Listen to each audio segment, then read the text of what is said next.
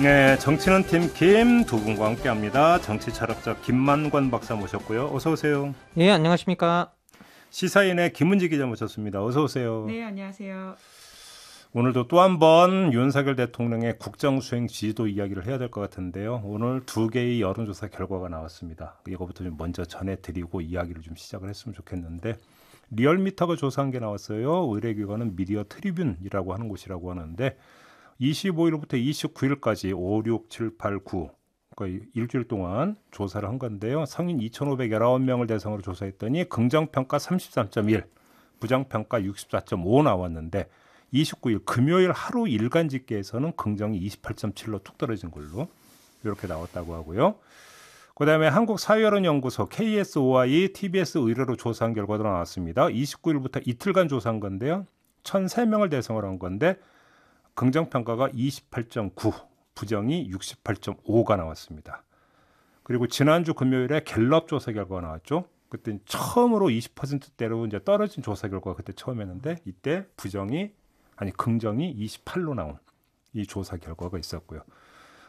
그래서 30% 밑으로 그러니까 20%대로 떨어지느냐 초미의 관심사였는데 32, 33에서 멈춰가지고 이게 바닥인가 보다 했는데 그게 아니고 결국은 앞자리 수가 바뀌어버렸다. 이런 이야기가 되는 건데 일단 두 분의 총평부터 한번 좀 들어볼까요? 김은지 기자는 어떻게 평가를 하세요?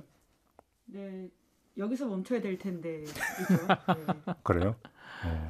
왜냐면 그러니까 지금 전반적으로 지지율이 떨어지게 된 것들이 지난번에도 저희가 이야기했던 것들과 사실은 별반 달라지지 않음의 연장선이거든요. 맞아요. 이제 그렇기 때문에 그런데 지금 물론 이제 이번 주 대통령이 휴가를 갖고 여러모로 대통령 리스크들을 좀 어떻게 보면 조정할 수 있는 시기이긴 한데요. 하지만 당내 분란이라고 하는 것들이 남아 있습니다. 사람들이 보기에는 그것이 결국은 싸움, 중재하지 못함, 갈등의 연속.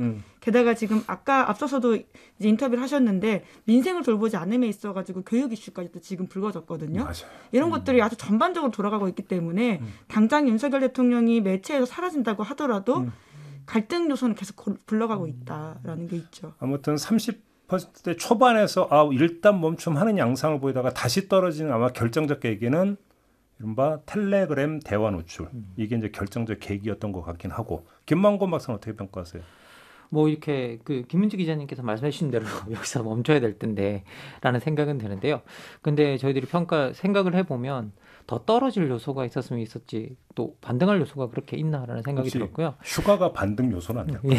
그러니까 당장은 이제 약식 회견을 통해서 나오는 메시지를 관리할 수 있다는 지점은 반등 요소일 수 있다. 대통령발 리스크 요인은 작동을 안 합니다. 네, 그렇죠. 사실 반등까지는 아니고 하락을 멈추는 요소일 수는 있다라고 하는 건데요. 하지만 그 밖에서 계속 튀어나오는 게 있다는 거죠. 사실 제가 2주 전에 사담처럼 이제 김은지 기자님한테 우리가 20%도 떨어질 수 있을 것 같다고 제가 그렇게 이야기를 드렸었는데 그때 그래도 30%대 멈추지 않겠느냐라고 저희들끼리 그냥 대충 그렇게 이야기를 했던 것 같은데 사실 그만큼 20%대로 떨어진다는 게 어려운 일이라고 저희들이 생각을 했던 부분이었었거든요. 예. 그런데 지금 그 20%가 무너졌는데 지금 20%로 무너졌는데 문제는 뭐냐라고 하면 학제 개편이니 뭐니 더 논쟁적인 요소. 저는 이게 특히 학제 개편, 특히 대한민국의 교육 문제는 저는 좀 잘못 건드리면 정말 이게 폭풍이 될 거라고 생각하거든요. 이게 이렇게 갑자기 툭 던질 사안인가요? 지금 사실 그 문제 때문입니다. 이제 물론 이 이슈를 논의해 볼 수도 있고 지난 정권, 지지난 정권에서 계속 검토했던 아니라고 하거든요. 그러니까 우리가 나아가야 될 방향 혹은 고민해야 될 이슈는 맞는데요. 마치 군사작전하듯이 이렇게 툭 던져버리고 가자라고 하는 것에 대한 사람들의 반발감이 이건 사실 예열부터 해야 되는 사안인데. 그렇죠. 그러니까요. 이거는 뭐 잘 알리고 예열을 아주 오래 해도 논란이 될 사안인데 이게 그냥 툭 던지고 그냥 또 해버리자 그러니까. 근데 정반대로 예열해봤자 어차피 논란이니까 확 해버리자. 혹시 이런 발상은 아니었을까요? 사실 그런 태도 때문에 계속 지금 지지율의 하락에 여러 가지 요소들이 있을 것으로 보입니다. 그러니까 갤럽에서 꼽고 있는 특히나 이게 주관식으로 나오고 있는 대통령 부정평가 요인들. 그러니까 사람들이 쭉 리스트를 보고 거기서 고르는 게 아니라 왜 그러면 부정평가하세요라고 물었을 때 일견 떠오르는 답들을 말하는 거거든요. 그러니까 사실 여기서 이른바 잡힌다고, 주관식. 그렇죠. 여기서 잡히는 건 사실 굉장히 강도가 높다라고 볼 수가 있는데요.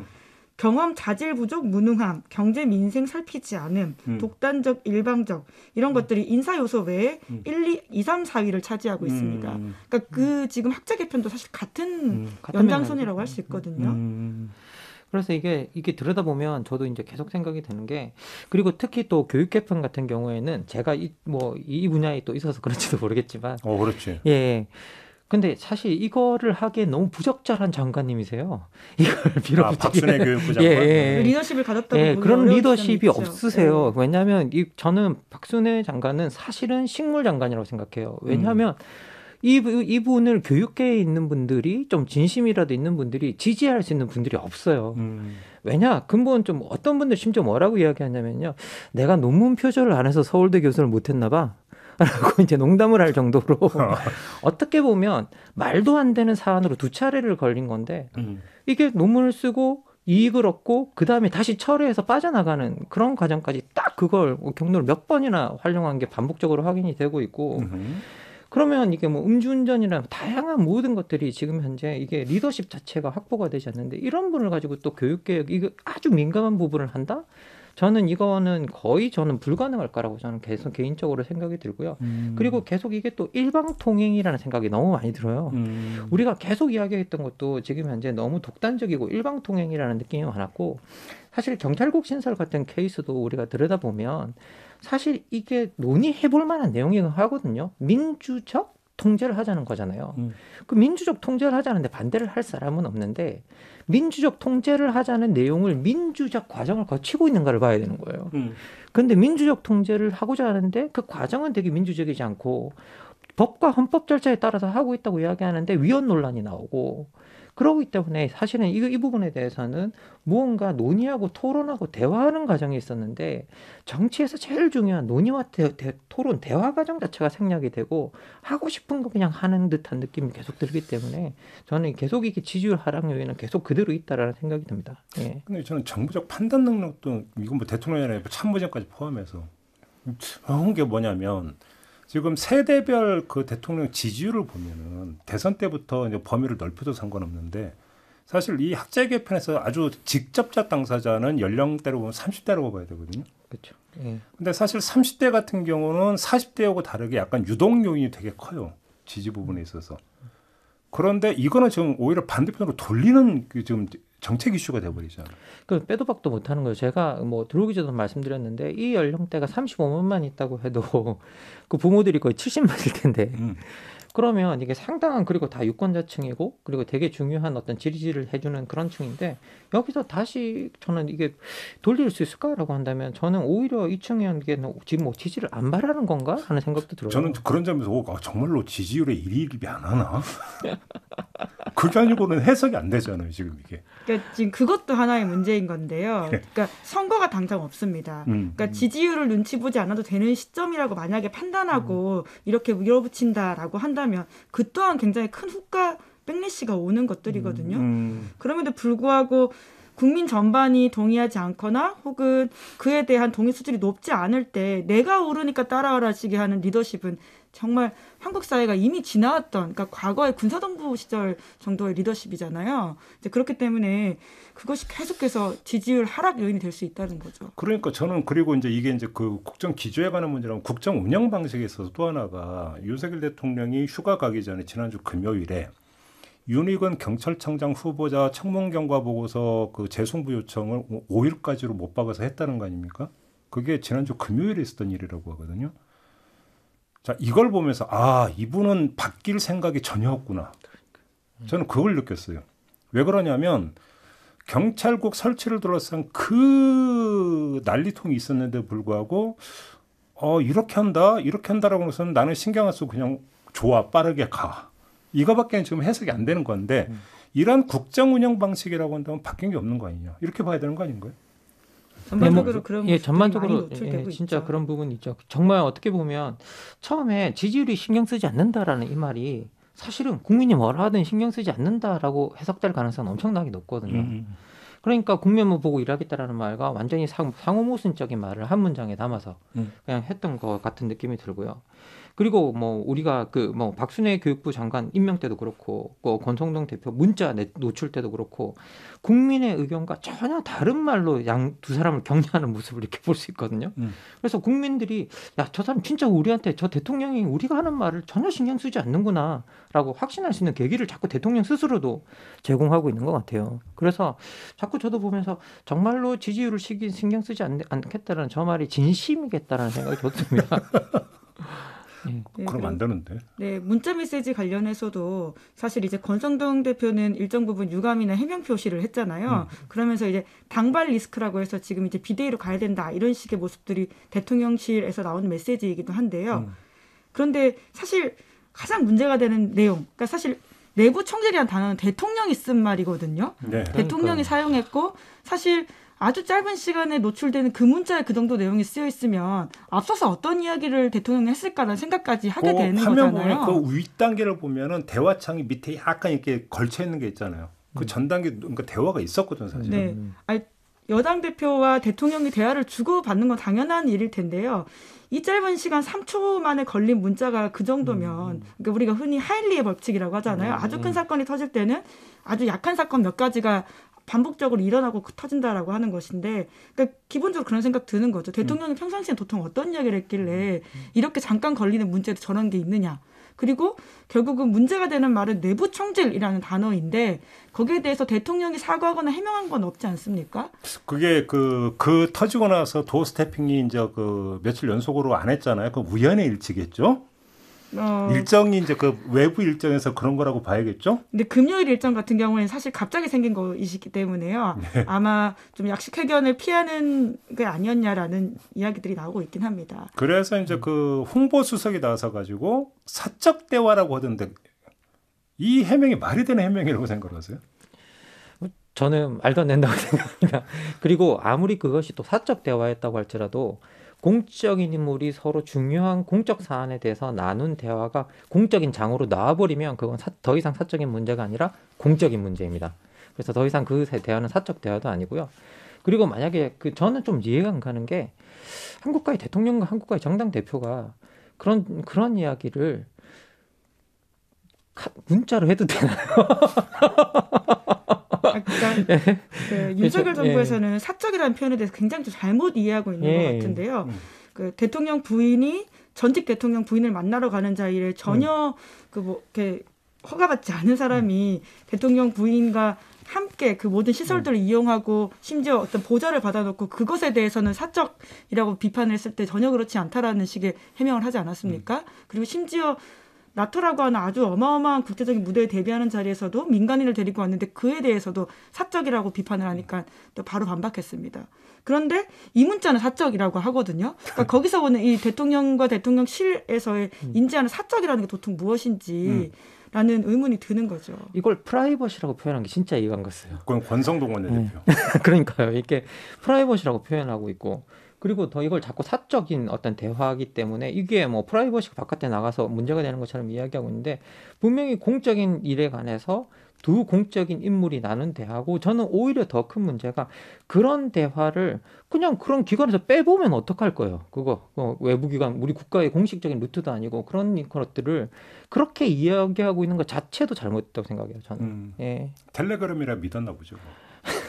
그러니까 뭐 사적인 자리에서는 온갖 이야기 당연히 다 할 수 있죠. 이제 그럼에도 불구하고 이것이 노출됐을 때 하는 해명으로는 적절하지 않다고 생각합니다. 그러니까요. 아무튼 그 두 분의 말씀을 종합을 해보면 대통령이 이제 이번 주에 휴가는 가긴 합니다만 그럼에도 불구하고 지금 학제 개편이라는 폭탄 터졌죠. 여기다가 이제 그 또 국민의힘 같은 경우는 이제 비대위 전원을 두고 그러니까 당분간 또 뭐 아주 갈등 양상 계속 이제 그 전개가 될 거죠. 그다음에 뭐 그러니까 사적 대화라고 하죠 그냥. 노출된 잔영은 계속 되고 있죠. 이렇게 돼버리면 결국은 올라갈 요인은 없고 오히려 계속 더 빠질 요인만 계속 그러니까 첩첩이 쌓이고 있다 이런 거잖아요. 그럼 더 빠진다는 얘기입니까 지금 지지율이? 뭐 저는 해외 지지율 같은 해외 기관에서 조사한 걸 보면 사실은 24%대까지 빠졌었거든요. 오휴. 예, 해외 조사 기관에 그 미국의 모닝 컨설트라고 하는 곳에서 여론조사 기관에서 세계 각국 22개국에 이제 지도자들에 대한 어떤 지지도를 조사해서 발표하고 있는 걸 보면 24%까지 빠진 적이 있었는데 사실 그거는 우리 문자 이전에 나오기 전에 반영된 어떤 결과고요. 그래서 그 이유에는 어떻게 나올까 뭐 살펴봐야 될 것 같은데 저는 이게 많은 분들이 지금 세계 경제가 너무 어려워가지고 이게 어려운 상태라 모든 각국의 국민, 각국의 대통령들이 다 지금 뭐 긍정 평가율이 낮고 뭐 부정 평가율이 높다라는 식으로 이야기하는 경우도 상당히 많은데 어떤 실제로는 그렇지가 않습니다. 우리가 바이든 대통령도 뭐 30%다, 뭐 30%대다 그런 이야기를 하고 있지만 실제 바이든 대통령 같은 경우는 이렇게 살펴보면 이게 긍정과 부정률 사이 차이는 뭐 10%대 정도밖에 되지 않고요. 그리고 이게 우리가 그걸 이 조사에서도 계속 강조하는 게 긍정과 부정률 간의 이 간극인데 그 간극은 22개국 조사에서 우리가 꼴찌예요, 사실. 예, 22개국 중 21등 공동 거의 21등. 뭐 2대1 비율이죠. 예, 예, 공동 20. 그러니까 거의 40% 이상 빠져 있는 거로 나오거든요, 이 조사에는. 그래서 이것도 상당히 우리가 지금 현재 문제라는 생각이 들고요. 그리고 대통령이 진짜 좀 심각하게 이 지지율 문제에 대해서 인식을 했으면 좋겠는데 저 같은 경우는 대통령이 이걸 뭐 전혀 인식하지 못하고 있다라는 생각이 들 때가 많습니다. 네. 근데 아무튼 그 이제 국민의힘은 개편 들어갔고 그 휴가에서 돌아오면 대통령실 개편도 있지 않을까라는 전망이 조금씩 나와요. 그리고 개편에는 아마 비서실장이 최우선순위가 될 것 같다라는 전망이 나오는데 만약 이게 되면 약간 효과가 있을까요, 없을까요? 두 분 어떻게 전망하세요? 결국 어떤 인사를 데리고 오느냐 문제인 것 같거든요. 그러니까 당장 인적 쇄신이 아니라 그 지금의 문제의식을 어떤 식으로 해법을 가지고 그 인사를 보여주느냐가 핵심일 거기 때문에요. 누구를 임명하는지를 좀 봐야 될 것 같고요. 그러니까 지금 당장 나오는 이야기가 이제 김대기 비서실장, 그리고는 홍보수석, 그리고는 정무수석 이런 이야기들이 정치권에서 나오고 역시 있습니다. 이제 정무라인이죠, 그러니까. 예. 이제 하지만 사실 이제 아주 본질적으로는 이 문제의 어떤 시발과 끝이라고 할 수 있는 것은 대통령으로부터 좀 나온 것 파생된 게 많기 때문에 과연 이 인사 세 명을 선거에서 이 인사 세 명을 어떤 식으로 바꾸는지에 따라서 크게 바뀔 수 있을지 없을지보다는 바로 그래서 그럼에도 불구하고 대통령이 바뀌어야 되는 거 아니겠습니까? 대통령의 마인드도 바뀌어야 되고 대통령의 스타일도 바뀌어야 되는 거 아니겠습니까? 그래서 제가 두 분께 방송 전에 특별히 주문한 게 있습니다. 대통령이 휴가 가서 꼭 읽어야 될 책 한 권씩을 좀 선정해서 강추를 좀 해달라. 그러면 이 대통령의 어떤 마인드나 스타일 변화에 조금이라도 그러니까 그 도움이 되면 좋지 않겠느냐라고 제가 이야기해서 두 분께 주문을 했는데 우리 김만곤 박사께 어떤 책을 추천해 주시겠습니까? 아, 뭐 휴가 가서 책 읽으실지는 잘 모르겠는데 휴가 가서 뭘 하실지 되게 궁금한데.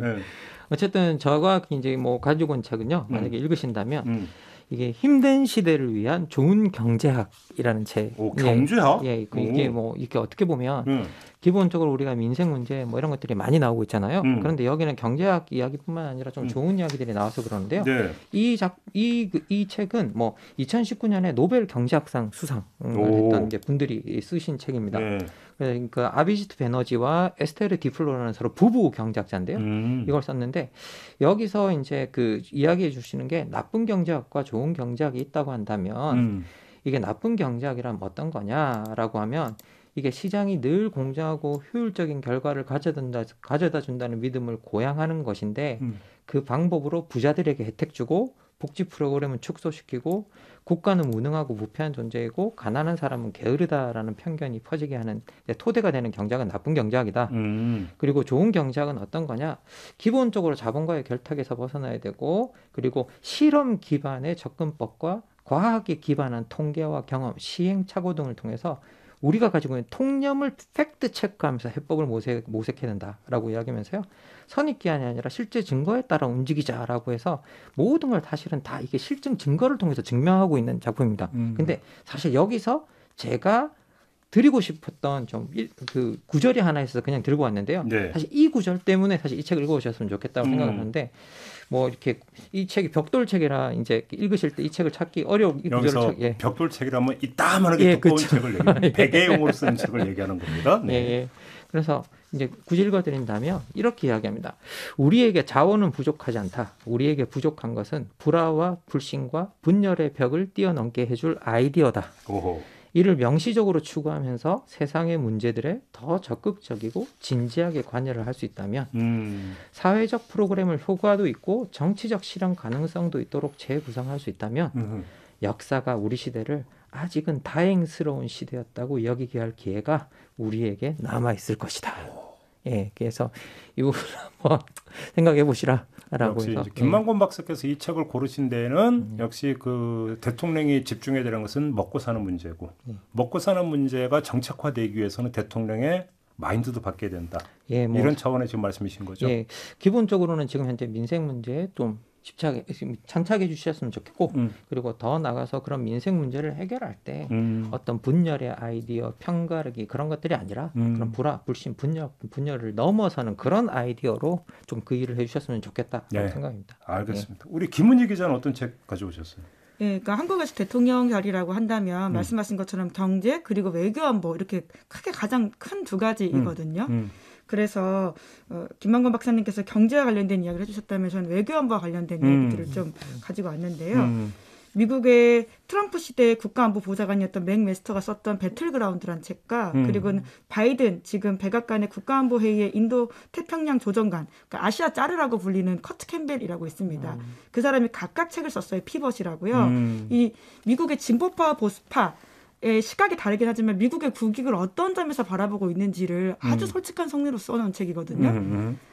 특히나 이제 지금과 같은 신냉전 시대 8월달에 지금 이제 우리 외교부 장관이 방중을 지금 하게 됨으로써 여러 가지 또 이슈들이 좀 굴러가게 되어 있는데요. 그러니까 지금 이 신냉전 시대에 미국이 어떤 생각을 하고 있는지를 정확하게 파악할 필요가 있다. 왜냐하면 나토 갔다 와서 우리 대통령이 했던 이야기가 뭐냐면 국제정세 현실을 더욱 실감할 수 있었다. 갔다 가기 전에는 솔직히 얼굴이나 익히고 간단한 현안이나 좀 서로 확인하겠다라는 식의 이야기를 한 바가 있고 갔다 와서야 그 어떤 냉혹한 현실을 확인했다는 식의 이야기를 한 바가 있지 않습니까? 그렇기 때문에 이 두 가지 책을 같이 좀 읽으시면 지금 이 현실 인식들을 좀 충분히 할 수 있다라는 생각이 들고요. 물론 굉장히 미국적 시각에서 쓰여졌기 때문에 동의하지 않는 부분이 있을 수도 있습니다.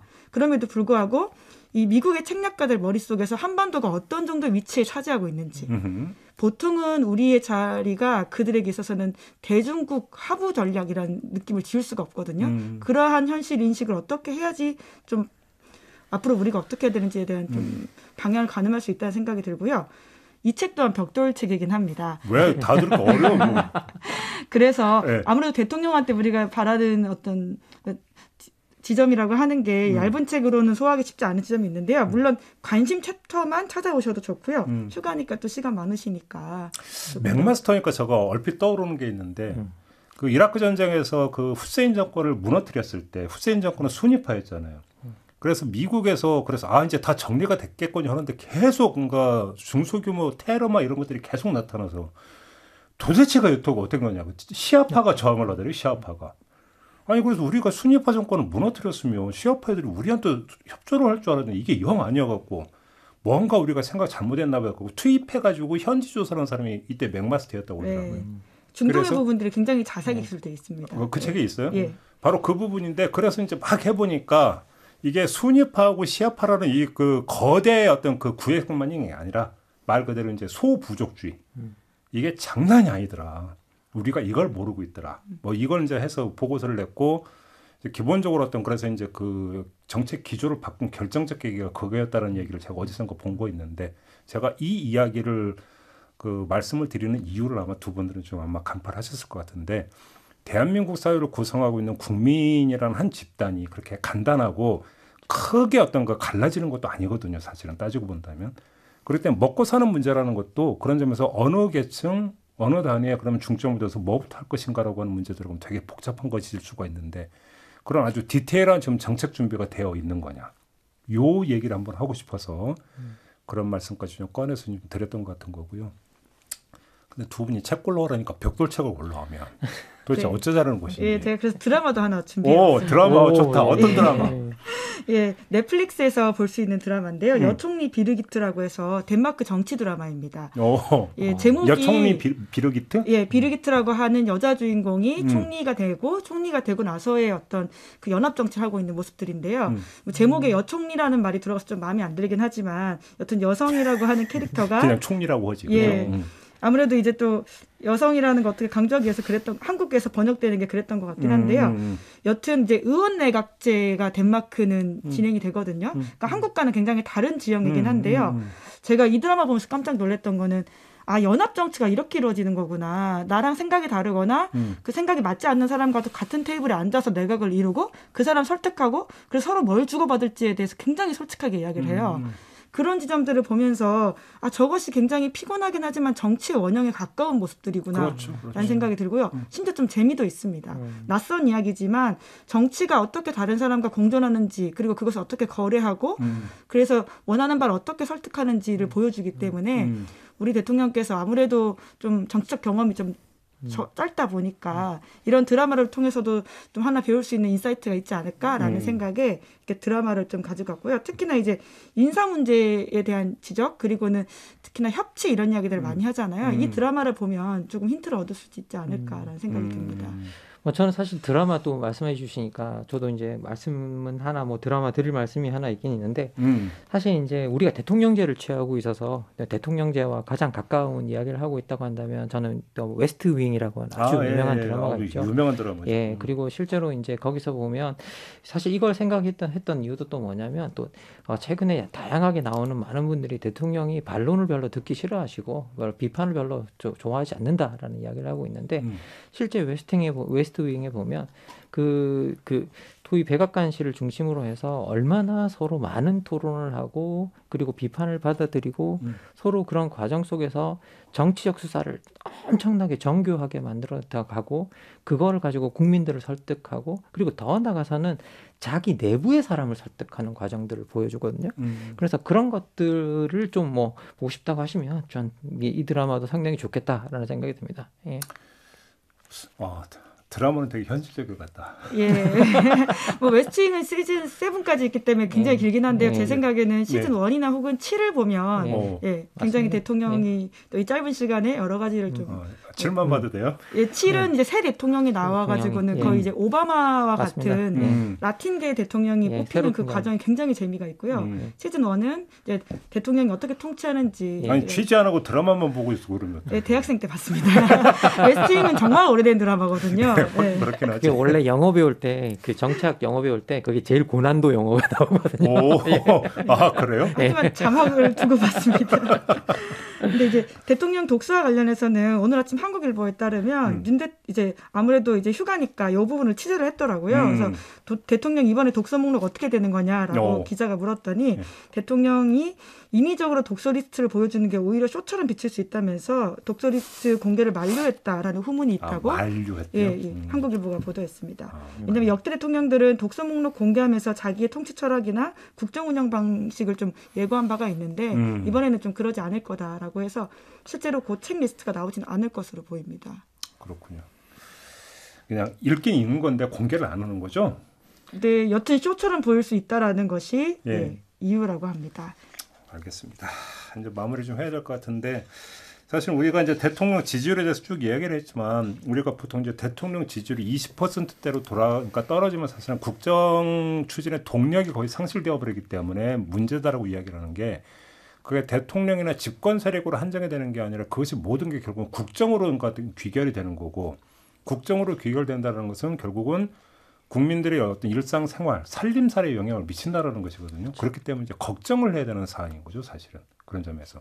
바로 그렇기 때문에 뭐 정파를 가리지 않고 예의주시하고 있고 또 이제 그 여러 가지로 이제 분석을 하고 진단을 하고 대안을 제시하는 이유가 좀 거기에 있다고 생각을 하는데 바로 그런 점에서 좀 귀 기울여야 되지 않을까. 신경 안 쓰는 게 아니라 신경을 써야 되는 거죠. 이 부분에 대해서. 좀 그 말씀을 드리면서 아무튼 휴가를 끝내고 돌아왔을 때 뭔가 좀 일신한 모습을 좀 보여줬으면 좋겠다. 뭐 이거는 뭐 그 거의 이견이 없는 것 같아요. 뭐 일시니까 그 바라는 일신한 모습이 약간씩은 다를 수 있다 하더라도 근데 과연 그럴 수 있을 것인가? 이거 좀 봐야 될 것 같고요. 정치는 팀캠에서 대통령 지지율 분석을 또 하는 일이 없었으면 좋겠다. 이건 뭐 그냥 바람이다. 이렇게만 말씀을 드리면서 오늘 정치는 팀킴 마무리하도록 하겠습니다. 두 분 수고하셨고요. 저도 함께 물러가겠습니다. 고맙습니다. 감사합니다. 감사합니다.